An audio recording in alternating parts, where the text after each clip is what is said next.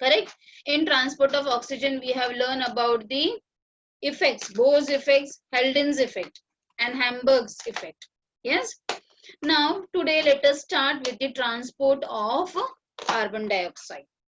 So when we talk about the carbon dioxide, last lecture mein I have already told you that CO2 is soluble in water. When we talked about the solubility, I have told you that CO2 is more soluble in water. Yes. Now, and it is transported both by RBC and plasma in three different forms. What are the three different forms?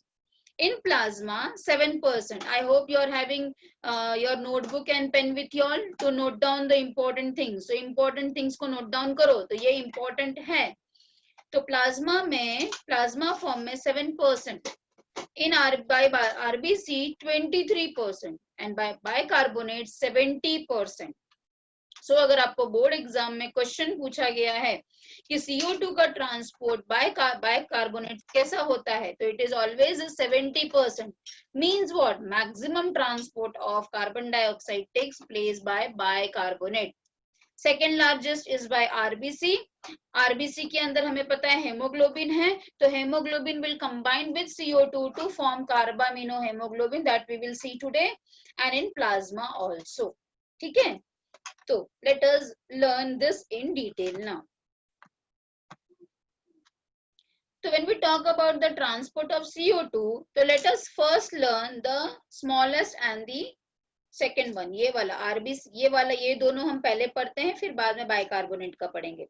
तो पहले हम पढ़ेंगे by plasma. So in plasma it is present in the form of carbonic acid. So about 7% of CO2 is carried in a dissolved state as the carbonic acid. Again note down, can be asked for 1 mark question or MCQ in the board exam. तो plasma के अंदर carbon dioxide कौन से form में transport किया जाता है? तो answer is carbonic acid. Yes. Then अगर हम हेमोग्लोबिन की बात करेंगे तो haemoglobin combines with this CO2 to form carbaminohemoglobin. Again I am repeating, CO2 plus hemoglobin gives carbaminohemoglobin. And how much percent it is transported? 20 to 25% is transported in the form of carbaminohemoglobin. अच्छा, ये कार्बामिनोहेमोग्लोबिन कैसे combine होगा? That all this things we have learn in the last lecture in detail. कैसे होगा? जब CO2 high होगा, तो CO2 high होगा तो क्या होगा? हमने पढ़ा था ना, ऑक्सी हेमोग्लोबिन का डिसोसिएशन होगा. करेक्ट है? तो जब CO2 हाई है तो ऑक्सी हेमोग्लोबिन का डिसोसिएशन हुआ. यस, डिसोसिएशन मतलब ऑक्सीजन हेमोग्लोबिन के साथ अलग हो गया. तो ये जो फ्री हेमोग्लोबिन है वो तुरंत किसके साथ कंबाइन करेगा? कार्बन डाइऑक्साइड के साथ कंबाइन करेगा. Yes, so for the formation of carbaminohemoglobin there should be high partial pressure of carbon dioxide and low partial pressure of oxygen. Very clear? And because of which the combination will take place. Again a question arises कि कार्बामिनोहेमोग्लोबिन बनता कहाँ पे है? तो answer क्या आना चाहिए इसका? कहाँ पे बनेगा ये? टिश्यू से में, टिश्यू के अंदर क्या होता है? CO2 ज्यादा होता है, तो जो भी ब्लड वेसल्स टिश्यू के पास है वहां पे क्या होगा? कार्बामिनोहेमोग्लोबिन का फॉर्मेशन होगा. और फिर जब ये कार्बामिनोहेमोग्लोबिन ब्लड वेसल में जाएगा तब हम उसको क्या बोलेंगे? डीऑक्सीजनेटेड ब्लड, मतलब कि the blood which is rich in carbon dioxide. Very clear? तो अभी आपको यहाँ पे क्या याद रखना है कि प्लाज्मा के अंदर carbon dioxide has been transported in the form of carbonic acid. In RBC it is transported in the form of carbaminohemoglobin. फिर मैंने आपको थोड़ा सा यहाँ पे एक्सप्लेन किया कि कार्बामिनोहेमोग्लोबिन कैसे बनेगा. तो ये कैसे बनेगा? जब भी partial pressure of carbon dioxide ज्यादा होगा. तो partial pressure of carbon dioxide कहाँ पे ज्यादा होता है? हर एक टिश्यू के अंदर या हर एक सेल के अंदर जिसने ऑलरेडी रेस्पिरेशन किया है, क्योंकि वहां का बाय प्रोडक्ट्स कार्बन डाइऑक्साइड है. तो जब भी partial pressure of carbon dioxide बढ़ेगा डिसोसिएशन ऑफ कार्बोक्सी हेमोग्लोबिन हो जाएगा. यस, जैसे ही ऑक्सीजन हेमोग्लोबिन के साथ अलग हुआ, तुरंत हेमोग्लोबिन कार्बन डाइऑक्साइड के साथ कंबाइन करेगा to form carbamino haemoglobin. I hope this much part is very clear to all of you. किसी को कुछ भी डाउट है, अगर नहीं समझ रहा है तो please send me a message on chat. Now let us move on to the next part, that is a major part. अभी मैंने आपको बताया कि 70% ऑफ जो कार्बन डाइऑक्साइड है that is transported in the form of bicarbonate. Yes, तो पहला वाला क्या था? Carbonic acid. सेकेंड हाईएस्ट क्या था? Carbamino haemoglobin. थर्ड हाईएस्ट क्या है? जो एकदम हाईएस्ट है दैट इज दी, राइट बोला है मैंने? Yes, first highest. Am I right? Can you message me? I'm not getting the chat from all of you. First highest क्या होगा CO2 का? First highest should be, yes, tell me first highest should be. Very good, Akansha. And Simran has given the message. Very good. First highest is bicarbonate. Second highest carboxy hemoglobin. Third highest third highest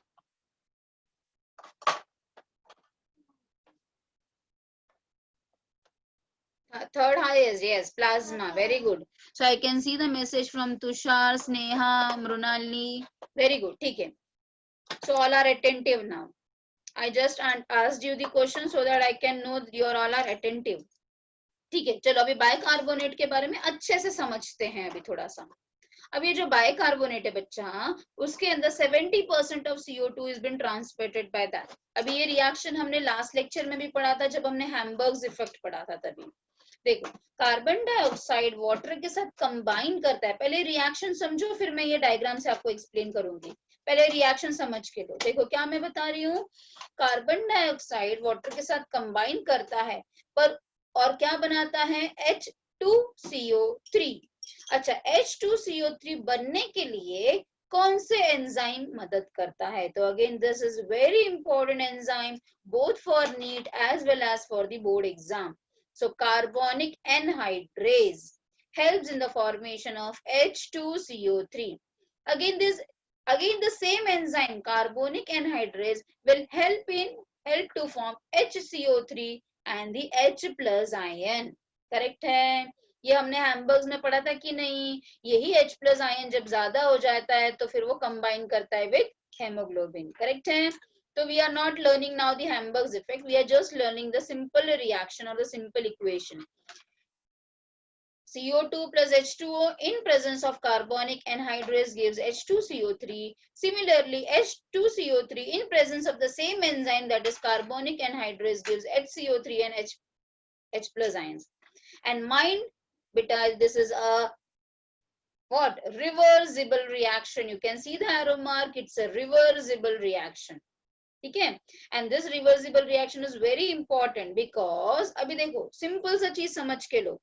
tissue के अंदर CO2 और H2O बना, ये blood के अंदर H2CO3 में गया, फिर ये वापस डिसोसिएट होना चाहिए ना. अगर ये डिसोसिएट नहीं होगा तो फिर व्हाट विल हैपन? डिसोसिएट होना चाहिए और फिर कॉम्बिनेशन होना चाहिए, फिर डिसोसिएट होगा, फिर कंबाइन होगा और फिर ये कंबाइन होने के बाद क्या होगा? हमारे लंग्स में आएगा और हम CO2 H2O बाहर निकालेंगे. तो अब देखो ये डायग्राम को देखो, ये हमारा ब्लड टिश्यू है, ये हमारा ब्लड कैपिलरीज है. ये ब्लड कैपिलरीज है और ये क्या है? लंग्स है. ब्लड टिश्यू है और ब्लड कैपिलरी एंड लंग्स. समझ के लो क्या है ये डायग्राम. टिश्यू के अंदर क्या है? CO2 ज्यादा है. ये CO2 मेरे ब्लड कैपिलरीज में गया, ब्लड कैपिलरीज में जाने के बाद ये CO2 वाटर के साथ कंबाइन किया. ठीक है? हेमोग्लोबिन से अलग हो गया, इसके साथ ये कंबाइन किया और क्या बनाया इसने? H2CO3 बनाया. ये H2CO3 डिसोसिएट हुआ to form HCO3 plus H plus ions. Correct है? यस. और ये जो H प्लस HCO3 आयंस है वापस जब लंग्स में जाएगा अपने, तब इसकी स्टोरी अलग हो जाएगी. ये ऐसे ही ट्रांसपोर्ट होगा. ट्रांसपोर्ट होते होते जब ये ब्लड कैपिलरी मेरे लंग्स के पास पहुंचेगा तो ये जो रिएक्शन है ये उल्टा रिएक्शन हो जाएगा. देखो अब ये HCO3 वापस H प्लस आयन के साथ मिलके H2CO3 बनाएगा और H2CO3 वापस क्या करेगा, CO2 और H2O बनाएगा और हम ये CO2 और H2O लंग्स के थ्रू बॉडी के बाहर निकालेंगे। मतलब लंग्स के थ्रू वो ट्रेकिया में आएगा और फिर नॉस्ट्रल्स के थ्रू अपने बॉडी के बाहर निकल जाएगा। समझ में आया बेटा? Again I am explaining you, please समझ के लो। क्या बताया मैंने आपको? अपने टिश्यू के अंदर कार्बन डाइऑक्साइड है, कार्बन डाइऑक्साइड हमारे टिश्यू के अंदर वाटर के साथ कंबाइन किया to form H2CO3। Yes, no doubt carbonic anhydrase ने उसको मदद किया बनाने के लिए। फिर ये जो H2CO3 है वो HCO3 and H plus ions में कन्वर्ट हो गया और ये घूमता रहेगा अपने ब्लड के अंदर। कब तक घूमेगा? जब तक वो लंग्स तक नहीं पहुंच जाए।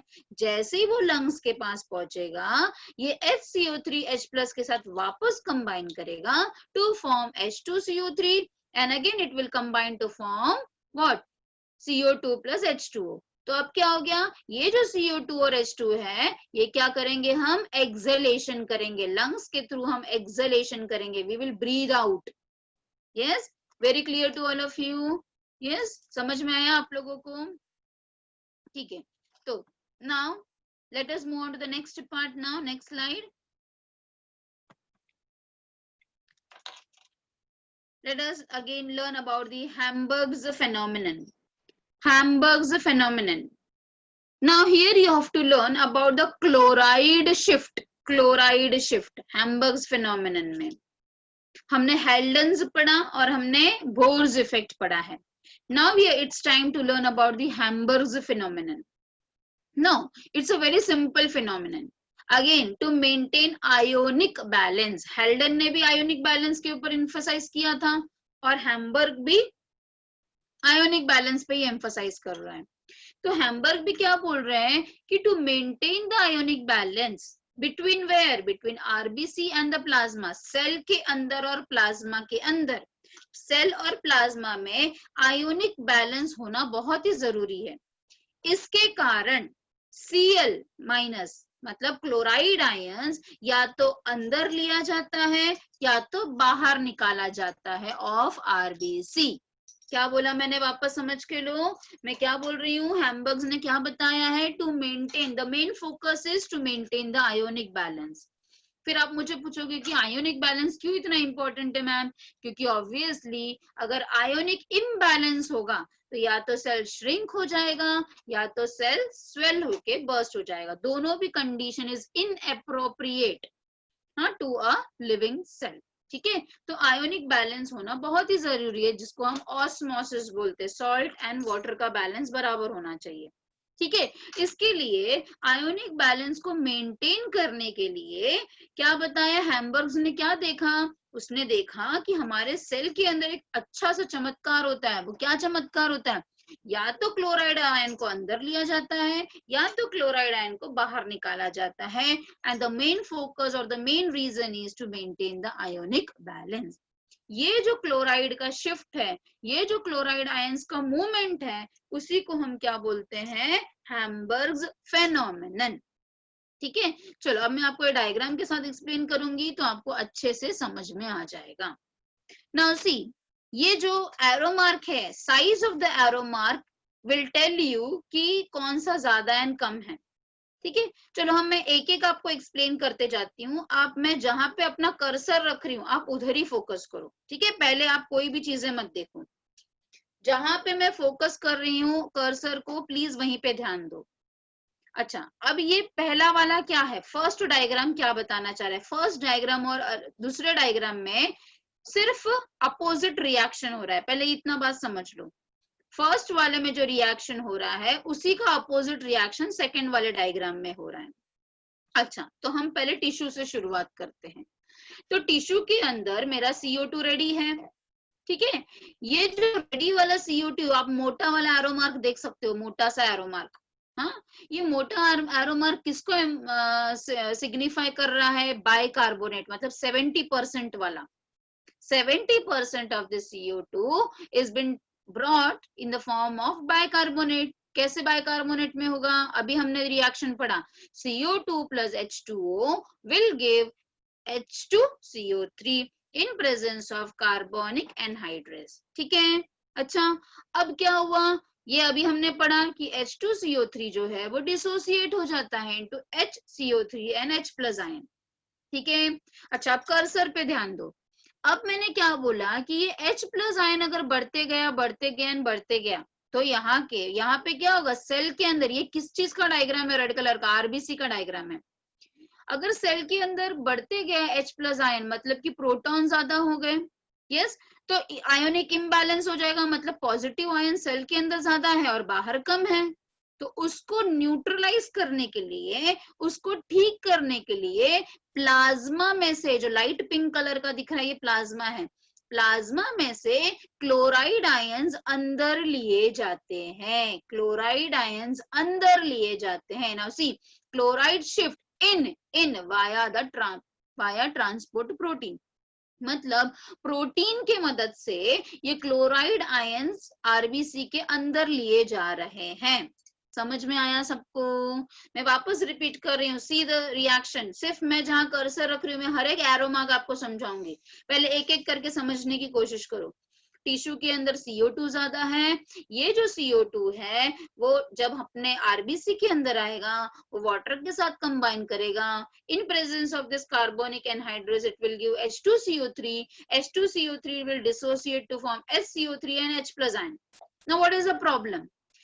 Because of this more and more amount of H plus ions inside the RBC, there is a ionic imbalance between RBC and plasma. ये RBC और ये plasma, इन दोनों के बीच में ionic imbalance हो गया, यहाँ पे ज्यादा protons हो गए और यहाँ पे कम protons हो गए। तो उसको न्यूट्रलाइज करने के लिए, उसको ठीक करने के लिए प्लाज्मा में से chloride ions are been shifted inside the RBC. Correct है? यस। अच्छा अब इसी का उल्टा रिएक्शन नीचे देखो, सॉरी, इसी का उल्टा रिएक्शन नीचे देखो। अब मुझे क्या बता रही हूं मैं कि एल्वियोलाई तक CO2 लेकर जाना है। अब ये तो आरबीसी में आ गया, अब ये आरबीसी मेरे सर्कुलेशन में घूमेगा इन the form of deoxygenated blood. अब जब ये डीऑक्सीजनेटेड ब्लड मेरे एल्वियोलाई तक पहुंचेगा, मतलब मेरे लंग्स के एल्वियोलाई तक पहुंचेगा, तो यही रिएक्शन उल्टा हो जाएगा, यही रिएक्शन उल्टा हो जाएगा। अगेन देखो मेरे कर्सर की तरफ आओ प्लीज, देखो ये जो H प्लस आयन है वो फटाफट HCO3 के साथ कंबाइन करेगा। कब कंबाइन करेगा? जब मेरा ब्लड वेसल एल्वियोलाई के पास पहुंचेगा। समझ में आया? ये जो H प्लस आयन है क्योंकि HCO3 के साथ कंबाइन करेगा टू फॉर्म H2CO3, H2CO3 वापस क्या बनाएगा? CO2 plus H2O, CO2 plus H2O वापस मेरे एल्वियोलाई में जाएगा और हम उसको ब्रीथ आउट करेंगे, हम उसको एक्सहेलेशन करेंगे। पर अब क्या प्रॉब्लम हो गया यहाँ पे, क्योंकि मेरा H प्लस सारा HCO3 के साथ कंबाइन कर गया, तो अब यहाँ पे क्लोराइड की जरूरत है क्या? नहीं है, क्योंकि फिर से आयोनिक इम्बैलेंस हो जाएगा अगर ये क्लोराइड अंदर ही रह गया तो इसको बाहर निकालना अब जरूरी है। तो अब देखो जब यहाँ पे कॉम्बिनेशन रिएक्शन हो रहा है inside the alveoli, my chloride from the RBC is been taken outside into the plasma. So अब देखो एक जगह क्लोराइड अंदर लिया गया था, एक जगह क्लोराइड बाहर निकाला गया है, means chloride is going out. This shift of chloride is called as the Hamburg's phenomenon. Very clear? See देखो अपने बॉडी में छोटी छोटी चीजों का कितना ध्यान दिया जाता है। So you should always learn from our body itself, है ना? एक भी छोटी सी mistake will cause a big damage to our body, है ना? तो आपको भी हर एक छोटे छोटे पॉइंट्स को ध्यान देना है when you learn your textbook or your notes. ठीक है? Now again come back over here. अभी बाकी के एरो मार्क के बारे में देखते हैं हम लोग। अच्छा ये जो ऊपर वाला एरो मार्क दिख रहा है आपको, जो एकदम पतला सा दुबला सा एरो मार्क है, that is nothing but the transport of CO2 with the help of plasma which was just 7%, इसलिए इतना दुबला पतला सा एरो मार्क है। समझ में आया? So transport of CO2 in the form of carbonic acid in the plasma, तो it's a simple reaction, CO2 plus H2O will give H2CO3 and the same thing. ये प्लाज्मा के अंदर है इसलिए पतला वाला है। सबसे मोटा वाला बाइकार्बोनेट था वो अभी मैंने आपको एक्सप्लेन किया, और 20 to 25% क्या था? इन the form of carbamino haemoglobin. तो देखो अब ये जो CO2 है वो Hb के साथ कंबाइन करेगा to form carbamino haemoglobin. Yes, और यही सारे रिएक्शन जब एल्वियोलाई में आएगा तो सारा रिवर्स रिएक्शन होगा। All the reaction will be reversed now. ठीक है, यही जो कार्बामिनो हेमोग्लोबिन है वो डिसोसिएट होगा to form CO2 plus Hb, that is haemoglobin. देखा आपने, और यही कार्बोनिक एसिड वापस CO2 है ना H2O बनाएंगे। तो I hope the reaction in both the diagrams are very very clear to all of you. सबको समझ में आ गया है। ये दुबला पतला वाला एरो मार्क क्या है? Plasma, transport of CO2 in plasma. सबसे मोटा वाला कौन सा है? बाइकार्बोनेट वाला। एक थोड़ा मीडियम वाला कौन सा है? हेमोग्लोबिन वाला, टू फॉर्म कार्बामिनो हेमोग्लोबिन। अच्छा, मयूरेश इज आस्किंग मी कि मिस एक बार HbCO3 बताओ। ओके बेटा, ठीक है, आई एम टेलिंग यू। देखो यहाँ पे ये अभी आप ये चीज समझो ना बेटा, कार्बन डाइऑक्साइड का ट्रांसपोर्ट 3 फॉर्म में होता है। तो सबसे बड़ा वाला फॉर्म हमने देखा यहाँ पे हेमोग्लोबिन। चलो अभी आप मुझे चाहते हो कि मैं कार्बामिनो हेमोग्लोबिन आपको एक्सप्लेन करूँ, तो सी हियर, ये जो CO2 है वो हेमोग्लोबिन के साथ कंबाइन कर रहा है to form what? To form carbamino haemoglobin. Very clear है। ये कार्बामिनो हेमोग्लोबिन कैसे बन पा रहा है? क्योंकि HbO3 that is carboxy haemoglobin dissociate हुआ था, तब ये हेमोग्लोबिन इसके साथ कंबाइन कर गया। और ये वाला जो रिएक्शन है ये मैंने आपको हेल्डेन्स इफेक्ट में बताया था, HHB। करेक्ट है? Very clear. अच्छा, the same उल्टा reaction will takes place over here in the alveoli. alveoli में हमारा मेन फोकस क्या होना चाहिए कि हमें CO2 को बाहर निकालना है। तो जो प्लाज्मा लेकर आया था वो भी CO2H2O बनाएगा, जो बाइकार्बोनेट लेके आया था वो भी CO2H2O बनाएगा, और ये जो कार्बामिनो हेमोग्लोबिन है आप देख सकते हो आरबीसी में, वो भी क्या करेगा? डिसोसिएट होगा। क्यों डिसोसिएट होगा? क्योंकि एल्वियोलाई के अंदर ऑक्सीजन ज्यादा है। करेक्ट है ना? एल्वियोलाई के अंदर ऑक्सीजन ज्यादा है, तो ऑक्सीजन ज्यादा हो गया तो हेमोग्लोबिन क्या करेगा? CO2 का साथ छोड़ देगा और फिर CO2 will be removed out. Yes, HbCO3 का फंक्शन बेटा, इट इज अ फंक्शन, हाँ समझा ना? Okay, it is transporting, helps in transport of carbon dioxide. ठीक है, कार्बामिनो हेमोग्लोबिन का फंक्शन यही है बेटा कि it helps in transport of carbon dioxide.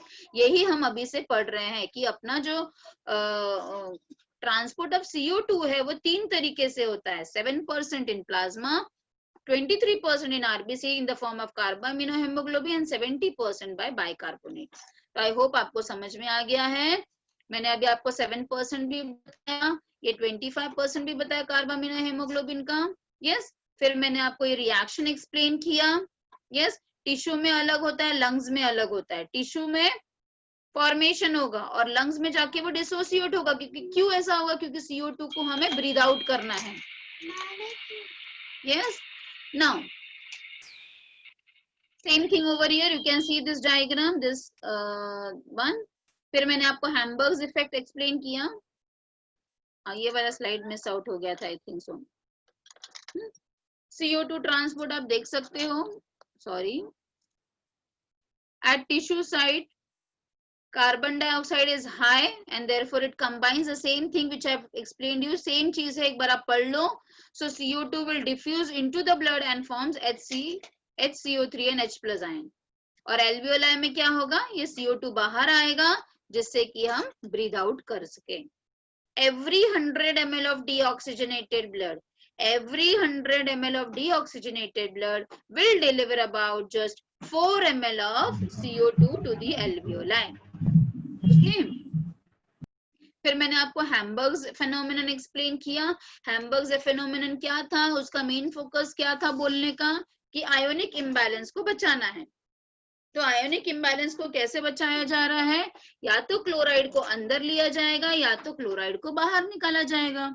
Yes, तो क्लोराइड को अंदर कब लिया जाएगा? जब टिश्यू में हो रहा है। और क्लोराइड को बाहर कब निकाला जाएगा? जब एल्वियोलाई में जा रहा है, वही आरबीसी। करेक्ट है?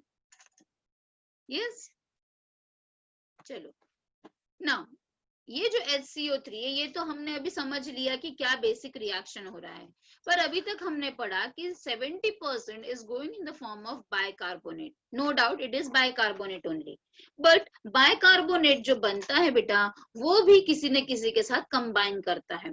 तो वो किसके साथ कंबाइन करता है? या तो वो सोडियम के साथ कंबाइन करेगा जो भी अवेलेबल रहेगा, या तो वो पोटेशियम के साथ कंबाइन करेगा. तो ये जो HCO3 है ना बेटा यहाँ पे, वो किसके साथ कंबाइन होके घूमता है अपने ब्लड में? वो या तो सोडियम के साथ कंबाइन करेगा टू फॉर्म सोडियम बाइकार्बोनेट, या फिर वो पोटेशियम के साथ कंबाइन करेगा to form potassium bicarbonate. What is this Hb plus H? देखो ये डायग्राम में Hb plus H, Hb plus H, HHB. हाँ दिखा ना आपको, Hb plus H. Again Hb plus H is called as the reduced hemoglobin or deoxyhemoglobin. Very clear? Reduced hemoglobin or deoxyhemoglobin, बिना oxygen वाला haemoglobin. Now ये अभी तक जो हमने पढ़ा that was the main part of the lesson. अब इसके बाद जो है we have to learn about the diseases and all. Cellular respiration ये आपने डिटेल में 11th स्टैंडर्ड में पढ़ा है बेटा. सेल्यूलर रेस्पिरेशन का मतलब क्या है? जो सेल के अंदर होता है. तो सेल के अंदर हो रहा है मतलब माइटोकॉन्ड्रिया, माइटोकॉन्ड्रिया के अंदर हो रहा है, साइटोप्लाज्म के अंदर हो रहा है, जो आपने ऑलरेडी पढ़ा है रेस्पिरेशन पार्ट इन प्लांट्स.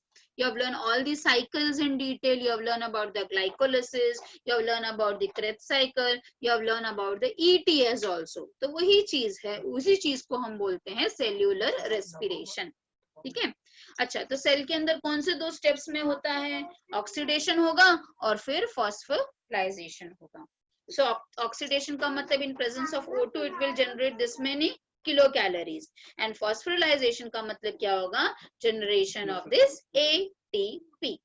ठीक है, ये आपने डिटेल में ऑलरेडी पढ़ा है.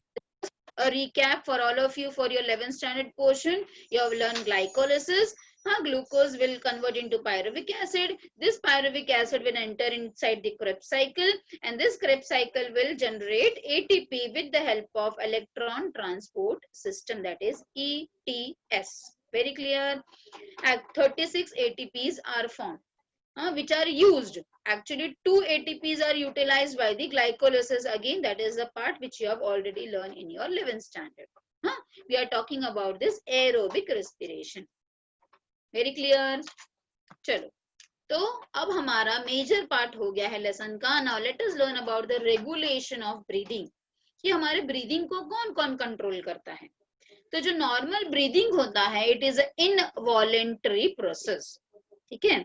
Respiration is under dual control. Dual control कौन कौन कंट्रोल करता है अपने रेस्पिरेशन को? अपना नर्वस सिस्टम भी कंट्रोल करता है, और अपना केमिकल सिस्टम मींस हार्मोन्स भी कंट्रोल करते हैं. Chemical means hormones. यस, तो nervous system and hormonal system both are helping to control our respiration. कहां पर होते हैं? It is controlled by neurons. What is neurons? Group of nerve cells is called as neurons of pons varolii and medulla oblongata. अब ये दोनों कौन से reason हैं? सी बच्चा लोग, आप लोगों को कंट्रोल एंड कोऑर्डिनेशन लेसन है अभी 12th स्टैंडर्ड में पढ़ने के लिए. उसके अंदर आप ब्रेन के बारे में डिटेल में पढ़ने वाले हो. तो अभी इतना सिर्फ जान लो, अभी के लिए ये लेसन के लिए इतना जान लो कि जो पॉन्स और मेडुला होते हैं ना, that is a part of our hind brain. अपना ब्रेन 3 पार्ट में डिवाइडेड है. तो जो अपना हाइंड ब्रेन है, जो पिछला हिस्सा है अपने ब्रेन का, उसके अंदर ये पॉन्स और मेडुला ऑब्लोंगेटा होता है. पॉन्स वेरोली एंड मेडुला ऑब्लोंगेटा, जिसको आप शॉर्ट में पॉन्स एंड मेडुला भी बोल सकते हो. तो ये जो पॉन्स एंड मेडुला है, ये दोनों अपने रेस्पिरेटरी सेंटर्स हैं. रेस्पिरेटरी सेंटर्स मतलब ये लोग कंट्रोल करते हैं अपने ब्रीदिंग को या रेस्पिरेशन को. ठीक है. चलो, it is divided into 3 groups. Dorsal group, ventrolateral group and pneumotaxic centres.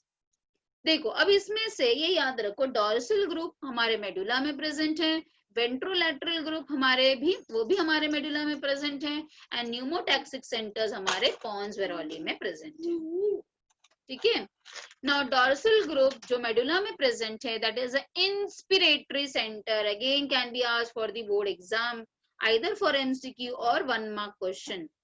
जो डॉर्सल ग्रुप है जो अपने मेडुला में प्रेजेंट है उसका काम क्या है? इंस्पिरेटरी सेंटर, नाम से ही पता चल रहा है, जो इंस्पिरेशन में मदद कर रहा है।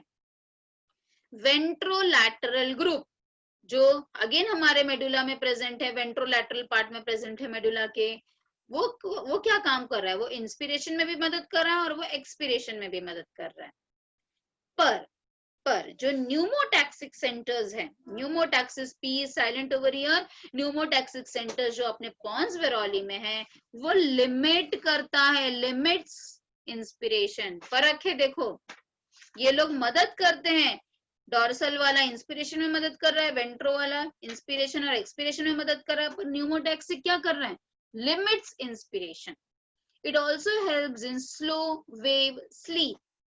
स्लो वेव स्लीप का मतलब क्या होता है? जिसको हम बोलते हैं स्लीप, एकदम डीप स्लीप, जिसके अंदर हम ड्रीम्स देखते हैं, विथ ड्रीम वाले स्लीप, ठीक है। और ड्रीम वाले स्लीप में क्या होता है? There is a rapid eye movement, there is a rapid eye movement, ठीक है। And pneumo then next is the apneustic center. Apneustic center. Apneustic center is present in the medulla and it is antagonistic. Again very important. Antagonistic का मतलब क्या होता है? Antagonistic का मतलब होता है उल्टा, opposite. So it is antagonistic to the pneumotaxic centers. तो pneumotaxic center के ये उल्टा काम करता है, जो कहाँ पर प्रेजेंट है? हमारे मेड्यूला में प्रेजेंट है, मेड्यूला में प्रेजेंट है। Very clear? Yes, very clear to all of you. Chalo, next is, you can see the diagram over here. See, this is the brain. Yes, this is the side view of the brain. Side view of the brain, you can see the pons and you can see the medulla over here. Here you can see all the centers. ये pons है, इसी को हमने यहाँ पे बड़ा करके देखा है डायग्राम को. You can see the region which has been marked, dorsal respiratory group. Dorsal respiratory group को एब्रीवेशन DRG भी किया जाता है, वेंट्रल रेस्पिरेटरी ग्रुप, देन इसको हम क्या बोलते हैं? VRG and pneumotaxic centres. Yes,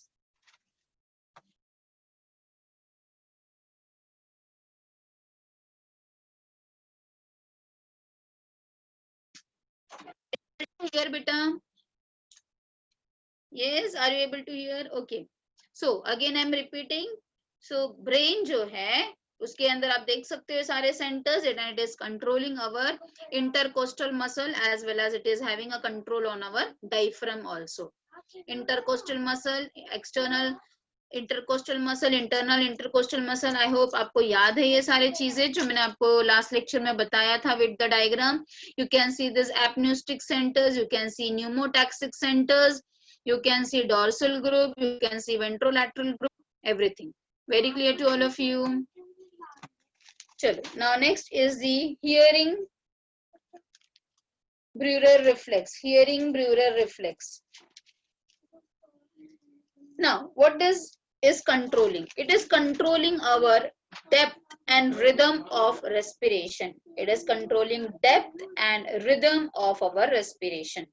It is preventing our lungs from bursting.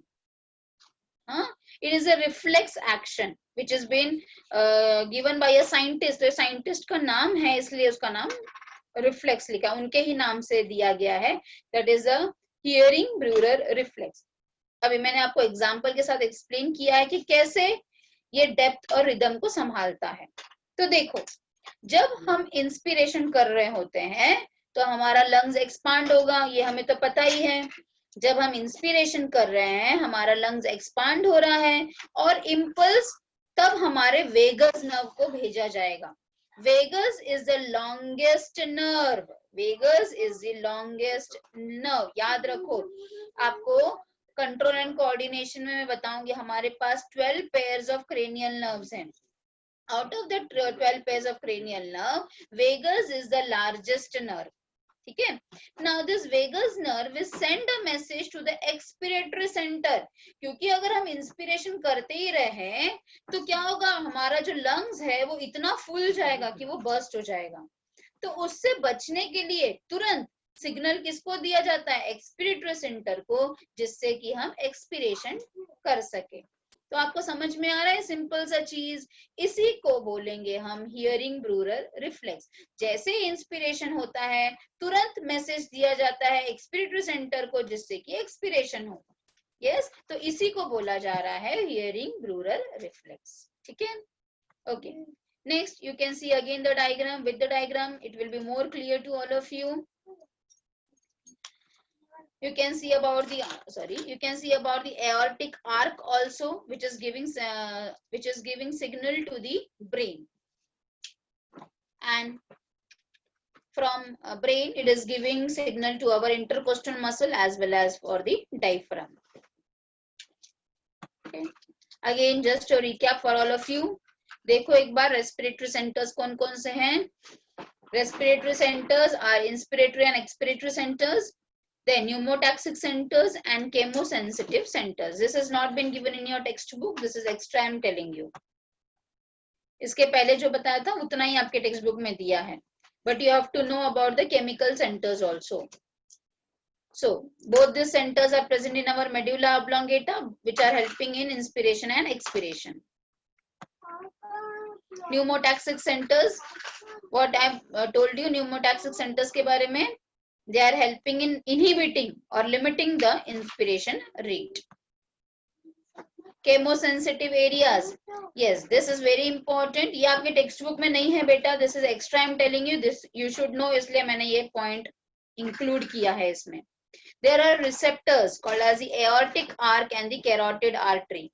Aortic arc and carotid artery, which are helpful for recognizing the change in CO2 and H plus ion. अगर अपने body में CO2 ज्यादा हो गया तो वो कौन पहचानता है? It has been detected by this aortic arc and the carotid artery. So because of which the exhalation will take place. So this is called as a chemosensitive areas. Very clear? Now this is the chart which is been given in your textbook. ये आपके textbook का chart है. Now what is emphysema? Emphysema का मतलब है when there is a breakdown of alveoli and there is a shortness of breath. Cause has been given. It is due to the smoking or air pollution. ठीक है? And treatment is also been given. Then next is bronchitis. कोई भी organ के आगे अगर itis word है, then that means that's inflammation. Meghraj,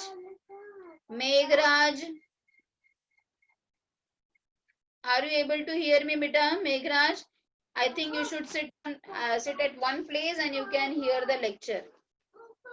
ठीक है? चलो. Bronchitis, again I am explaining you.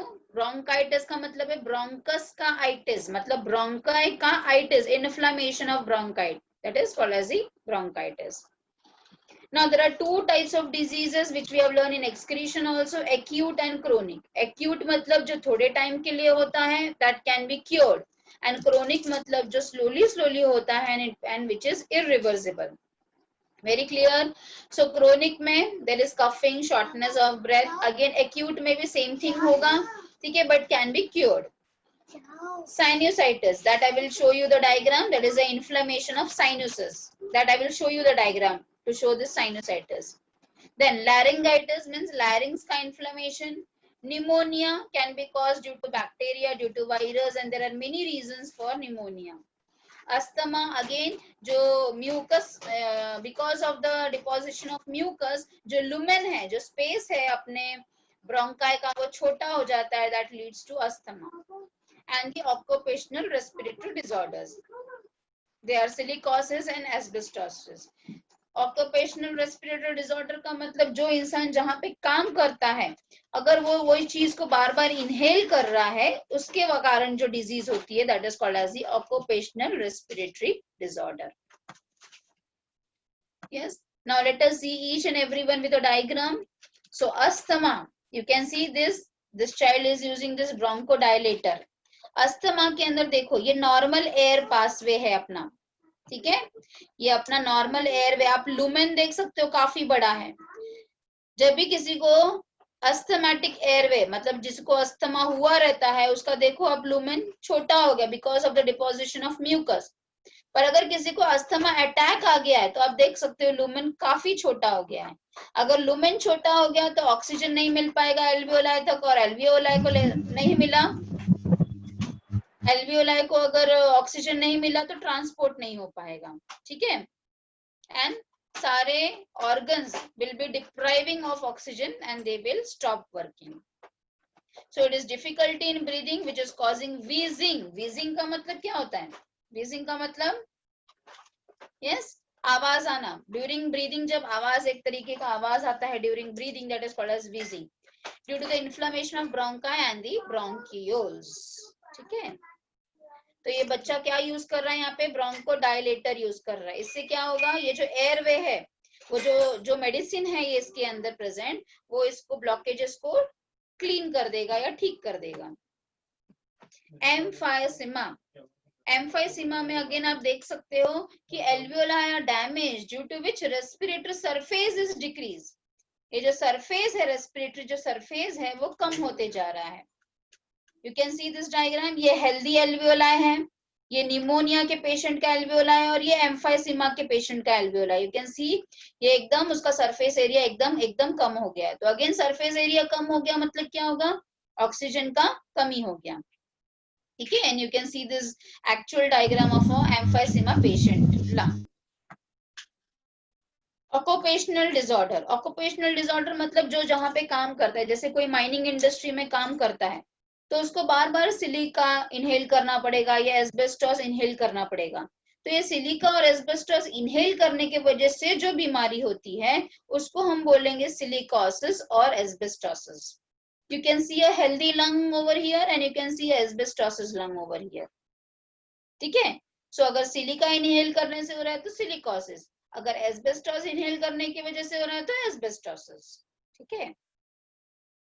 Again you can see the pneumonian patient, ठीक है। See this is a healthy lung, healthy lung, this side is a healthy lung, बाजू में देखो pneumonial lung, you can see there is a inflammation over here, blockage of bronchi can be seen, alveolars will be filled with mucus, and this is an example. This side I can there is a comparison for a healthy lungs with a healthy alveoli and a normal bronchioles. Normal bronchiole का देखो lumen कैसा है, और unhealthy मतलब न्यूमोनियल में देखो कैसा हो गया। Yes, now the thing which I wanted to tell you about the sinusitis. You can see in the diagram I have shown you different types of sinus which are present, one which is present above the eyebrows and one which is present below our eyes, both the eyes. These are the different types of sinus present, okay. So when there is inflammation in any of this sinus, this side you can see it's a healthy sinus and this side you can see a sinusitis ka problem. Here you can see a healthy sinus is, see the diagram, and this side you can see there is a formation of mucus, mucus भरा है पूरा यहाँ पे, इसके लिए sinusitis हो रहा है। तो अगेन ये पेशेंट को क्या क्या प्रॉब्लम्स हो सकते हैं, you can see there symptoms आप देख सकते हो, हेडेक, फीवर, ये सारे चीजें, these are the common problems of this sinusitis. I hope now sinusitis is also clear with the comparison between a healthy sinus and a sinusitis patient.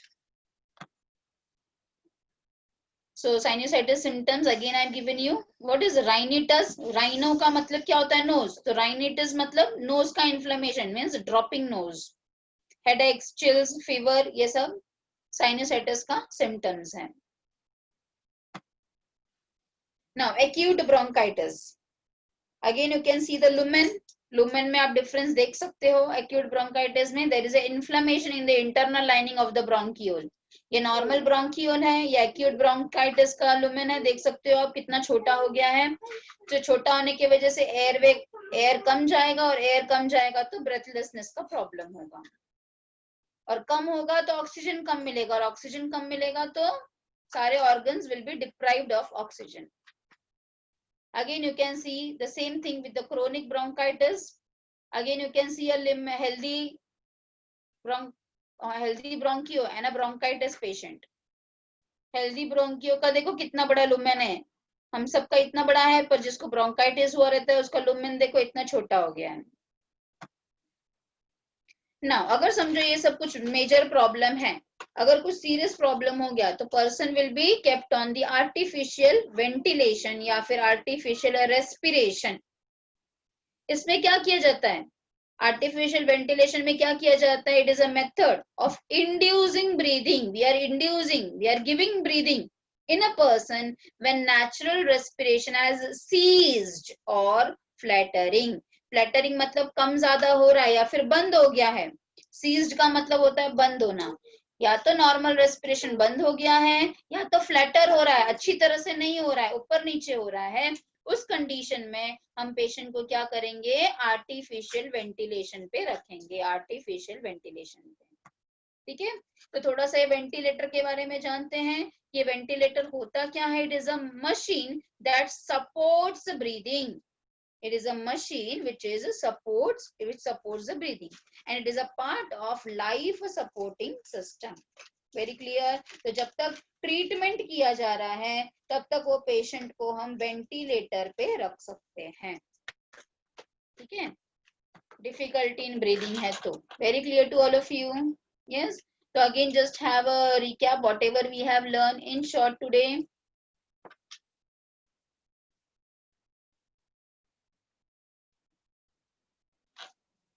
तो अभी आज हमने क्या क्या चीजें पढ़ी है बेटा, we have learned about the transport of CO2. I've told you the transport of CO2 is taking place in three forms, 7% by plasma, 23% by RBC and 70% maximum in the form of bicarbonate. ठीक है, फिर अभी हमने क्या पढ़ा, CO2 of transport, वही चीज वापस मैं बता रही हूँ। तो 7% जो CO2 है, it is transported in the form of carbonic acid. Then 25 to 20% in the form of, अगर हम RBC की बात करेंगे तो it is in the form of carbaminohemoglobin.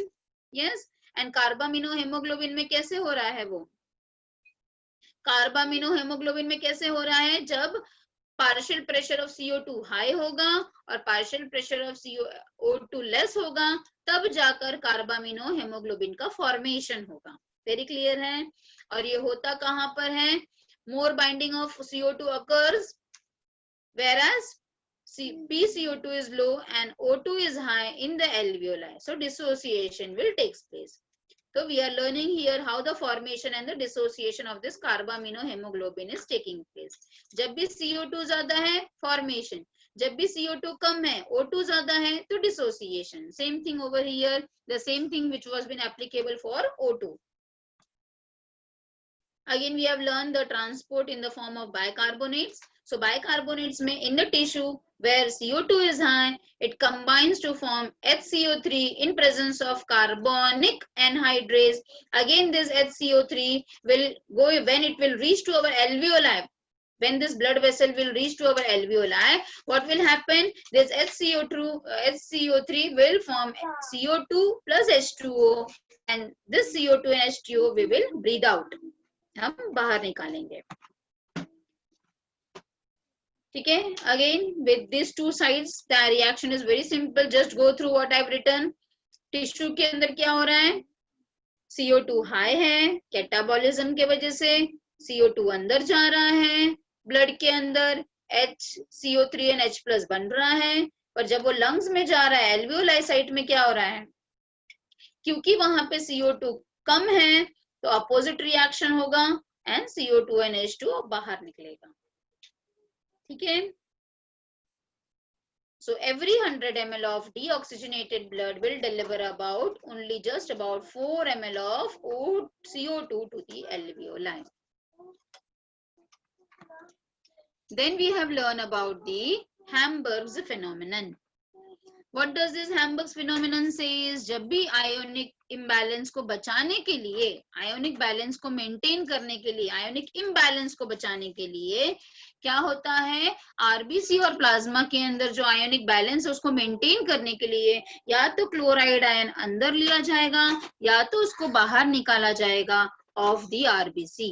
इसी क्लोराइड शिफ्ट को हम हैम्बर्ग्स फिनोमिनन बोलते हैं। तो this I have shown you with this diagram also. Yes, ये जो CO2 है जब टिश्यू में होता है तो वो जब CO3 और H+ आयन बनाएगा, तो क्योंकि यहाँ पे H+ आयन ज्यादा बढ़ जाएगा, उसको न्यूट्रलाइज करने के लिए क्लोराइड आयन प्लाज्मा में से अंदर लाया जाएगा। और उसका ही उल्टा कब होगा, जब H+ आयन, जब ये हाइड्रोजन आयन HCO3 के साथ कंबाइन कर ले रहा है, तो H+ आयन अब नहीं है यहाँ पे, तो फिर क्लोराइड यहाँ पे ज्यादा हो जाएगा, तो इसको ठीक करने के लिए क्लोराइड को बाहर निकाला जाएगा। तो इसी क्लोराइड शिफ्ट को हम बोलते हैं हैम्बर्ग्स फिनोमिनन। ठीक है, what this thin arrow is signifying? This thin arrow is signifying plasma transport of CO2 in plasma in the form of carbonic acid. So above reaction is very simple. Yes, thin arrow mark is signifying the transport of CO2 in plasma. ठीक है, the bigger arrow is signifying the transport of CO2 in the form of bicarbonate, and the medium arrow is signifying the transport of CO2 in RBC. In RBC we know there is hemoglobin, it combines to form carbaminohemoglobin. The opposite reaction will take place when the blood reaches to the alveoli. We know that this HCO3, when it comes into the plasma, it will either combine with Na plus or K plus. It will either combine with Na plus or K plus. So when it combines with Na plus, that is sodium, it will form sodium bicarbonate. When it combines with K plus, it will form potassium bicarbonate. And the combination of HB, hemoglobin, with hydrogen ions is called as HHB, that is reduced hemoglobin or deoxyhemoglobin. Deoxyhemoglobin बोल रही हूँ, deoxygenated blood नहीं बोल रही हूँ। ठीक है ना। फिर हमने सेल्यूलर रेस्पिरेशन देखा। सेल्यूलर रेस्पिरेशन में मैंने आपको क्या बताया, जो आपने आपके 11th में पढ़ा हुआ है, that is called as a cellular respiration. ठीक है, जिसके अंदर 3 स्टेप में होता है, glycolysis, Krebs cycle and the ETS. So the final thing is generation of ATP.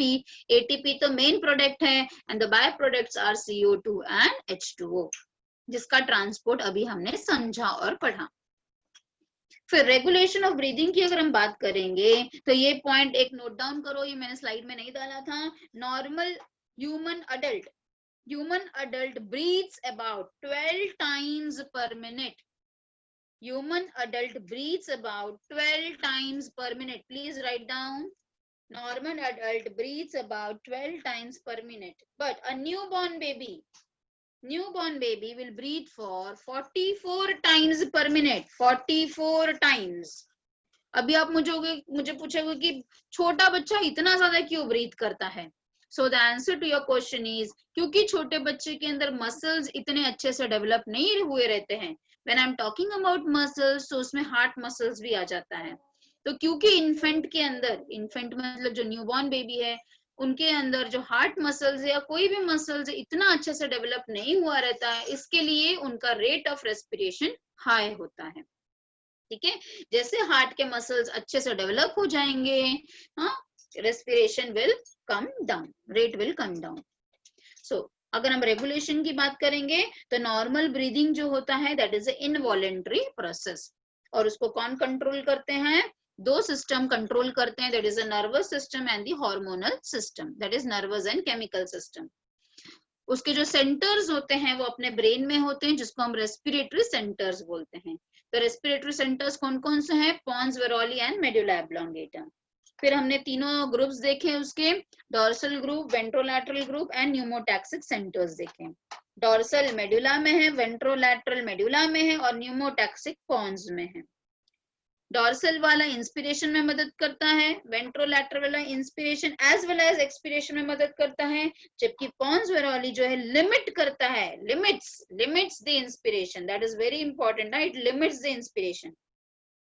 It is also responsible for slow wave sleep. Slow wave sleep का मतलब मैंने आपको क्या बताया? Deepest sleep, गहरी नींद, deepest sleep. And it is also responsible for rapid eye movement sleep. Rapid eye movement sleep जिसको REMS भी बोला जाता है, REMS, rapid eye movement sleep. That is dreaming period. Dreaming period, rapid eye movement sleep का मतलब होता है dreaming period. ठीक है. एपन्यूस्टिक सेंटर मैंने पढ़ा, बताया आपको. ये जो एपन्यूस्टिक सेंटर है वो एंटागोनिस्टिक है, उल्टा काम करता है. न्यूमोटैक्सिक सेंटर का उल्टा काम करता है ये. तो अगर मतलब ये मैंने अभी आपको बताया कि ये डीप स्लीप के लिए रिस्पॉन्सिबल है, तो न्यूमोटैक्सिक सेंटर किसके लिए रिस्पॉन्सिबल होगा? हाँ, अब एक फुलनेस के लिए रिस्पॉन्सिबल होगा. Very clear. अगर मैंने यहाँ पे आपको बताया रैपिड आई मूवमेंट ये करवाता है, तो इसका उल्टा यहाँ पे करवाएगा. ये क्या कराएगा? नॉन रैपिड आई मूवमेंट करवाएगा. Non rapid eye movement. I hope आप समझ पा रहे हो. एपन्यूस्टिक सेंटर क्या कराएगा? Non rapid eye movement sleep, जिसको हम एब्रीवेशन कैसे बोलते हैं? NREMS. इसको हमने क्या बोला था? REMS बोला था. तो इसका उल्टा यहाँ पे होता है, तो इसको हम क्या बोलेंगे? NREMS, non rapid eye movement sleep. That is a dreamless sleep. Dreamless sleep किसके वजह से होता है? एपन्यूस्टिक सेंटर की वजह से. और ड्रीम वाला स्लीप किसकी वजह से होता है? न्यूमोटैक्सिक सेंटर की वजह से होता है. ठीक है. Okay, so you can see everything with the diagram. ठीक है, आप डायग्राम देख सकते हो, समझ सकते हो. I have clearly shown all the centers, very clearly I have shown you. ठीक है. Then I have told you hearing Brewer's reflex also with that. It is controlling our depth and rhythm of the respiration. Yes. Then it is preventing our lungs from bursting. How it is preventing? ठीक है. अगर inspiration होगा तो अपना lungs एकदम expand होगा, तो ज्यादा भी एक्सपांड नहीं होना चाहिए, इसलिए तुरंत मैसेज एक्सपिरेटरी सेंटर को दिया जाता है, जिससे कि तुरंत एक्सपिरेशन हो पाए. तो ये जो मैकेनिज्म है, जो रिफ्लेक्स एक्शन है, उसी को हम हियरिंग ब्रूअर रिफ्लेक्स बोलते हैं. Very clear. That is changing our pattern of breathing. It is protective, no doubt it is protective, because it is enabling our from कोई भी अपने गैस को या लंग्स को बर्स्टिंग से बचा रहा है.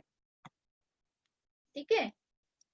Next is about, you can see I have shown you about the aortic arch over here. Aortic arch, carotid artery. अभी जो मैंने अभी आपको बोला था कि ये आपको टेक्स्ट बुक में नहीं है, but I wanted you to learn this also. ये आपको पता होना चाहिए, इसीलिए. So again a repetition for all of you, just go through.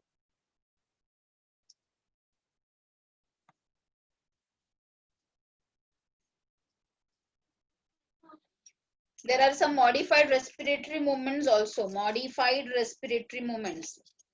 Modified respiratory movements का मतलब क्या होता है? Which are voluntary, जैसे कि कफिंग हो गया, यॉर्निंग हो गया. These are modified respiratory movements. जैसे एक क्लास में किसी को यॉर्निंग हो रहा है, तो सबको यॉर्निंग आने लगती है ना. और एक किसी को खांसी आने लगी, तो तुम लोग जबरदस्ती खांसी कर सकते हो ना.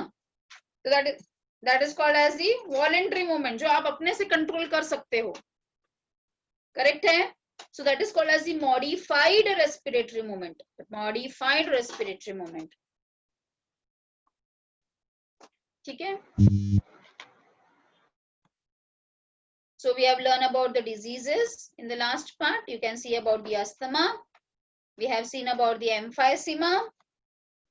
We have seen about the occupational disorders. We have seen pneumonia, sinusitis. We have seen different types of sinus which have been present, and inflammation of the sinus are called as the sinusitis. You can see the symptoms of the same. Acute, which is temporary, which can be reversed, but chronic is irreversible. So if there is a serious problem, then the patient will be kept for artificial ventilation or respiration. ठीक है. पर अभी जैसे अभी किसी patient को problem हो गई है घर पे ही रेस्पिरेशन की, तो there is one more method called as the mouth to mouth respiration. Yes, mouth to mouth में रेस्पिरेशन किस लिए दिया जाता है? To maintain an open air passage to lungs, है ना. Mouth to mouth respiration is a temporary method. जब तक उसको हॉस्पिटल तक नहीं पहुंचाया जाए पेशेंट को, तब तक माउथ टू माउथ रेस्पिरेशन दिया जा सकता है. फिर एक बार हॉस्पिटल में जाने के बाद the patient can be kept on artificial ventilation. And then we have learned about the ventilator. Yes, ventilator is a life supporting system. क्या क्या करता है वो?